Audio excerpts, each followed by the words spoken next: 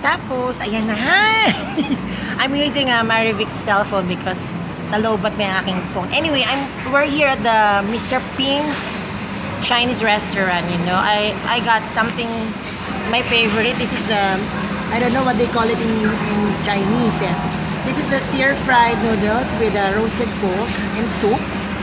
Ayan, hinintay pa ni Marivix yung kanyang order, no? Do you like my headdress? Ariana Grande yan. Inspired by Ariana Grande. Anyway, this is one of my favorite. Let's try this one. Dapat ba chopstick? Pwede namang hindi, di ba? Ayan.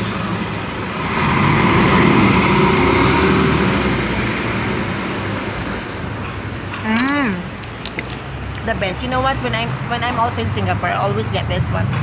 In Singapore, it's cheaper. It's around $2.50. Dito, alam mo magkano to? It's what, $11. It's around like 300 pesos for one order. Anyway, it's worth it naman. Masarap siya.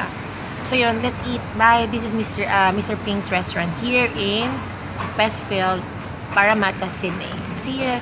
Until next time.